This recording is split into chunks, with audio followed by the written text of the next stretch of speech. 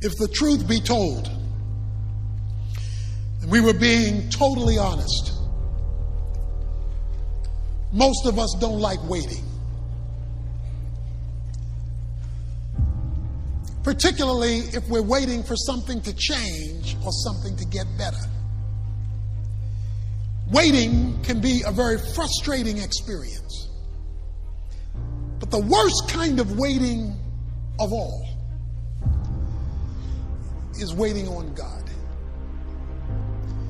When God forces you to wait for things to get better in your life, for things to improve, to change, to reverse, and nothing is happening. And yet, over and over and over and over and over again in the Bible, we're told to wait on the Lord. The most difficult place for you to be in life is in God's waiting room. In God's waiting room. Some of you are in God's waiting room right now. What is God's waiting room? When you're in a hurry for something to happen and God isn't. That's God's waiting room. Some of you are in a hurry to graduate. Some of you are in a hurry to get married. Some of you are in a hurry to start a family. Some of you are in a hurry to launch a new business, to close a big deal. Some of you are in a hurry for a big goal, a big dream, a big accomplishment. Some of you are in a hurry for all kinds of different things, and God isn't.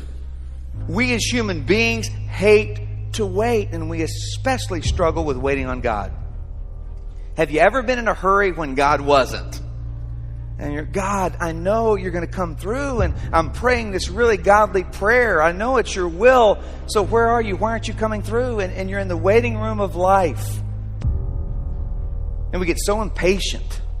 We want to hurry God up, and we want things right now. And some of you have been waiting for God to come through, and you're about to give up, and you're getting discouraged. And you realize that God's standard time is not always running on my time. And it's in the waiting rooms of life we learn to trust God the most. In those difficult waiting rooms of life, that's where God grows us and builds our character the most. Through the pain of waiting, we learn to trust God. And without faith, it's impossible to please God. That's when He builds our character. You see, while you're working on your project, your goal, your dream, your vision, God's working on you. And God's much more interested in you than in what you're trying to accomplish. Because you're not taking your accomplishments to heaven, but you are taking your character. And sometimes God says, yeah, I intend to give you what I've promised you. I intend to answer that prayer. I intend to fulfill the vision. But you're not ready yet. I want you to grow. And when you're ready, then it's going to happen.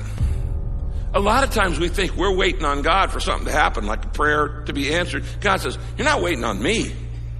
I'm waiting on you. I'm trying to prepare you. I'm testing your faith. Will you trust me? But I'm also trying to grow you up, because the blessing I want to give you is so much bigger than you can handle right now. You're not ready for it.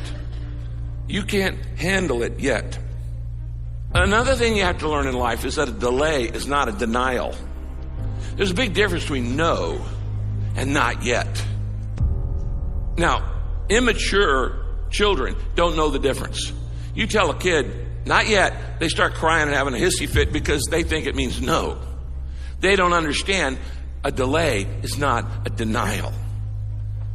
God is saying, I intend to do these things in your life that I've given you the vision, the dream to do, but you're just not ready yet. And at the right time, I will answer your prayer. God's often waiting on us. Now, why is this important? Because when you're in God's waiting room, you fall temptation to all kinds of negative emotions. You start worrying, you start stressing out, you get anxious, you get irritable, you get spiritual ADD, you can get envious, you can get jealous. You go, hey, he got a promotion, I didn't get the promotion. She's having a baby, well, I'm not having a baby. She got engaged, I didn't get engaged. He's starting a new business, it's taken off. What about mine? And all these kind of negative emotions can come into your life. And then you get frustrated, and then you start having a pity party.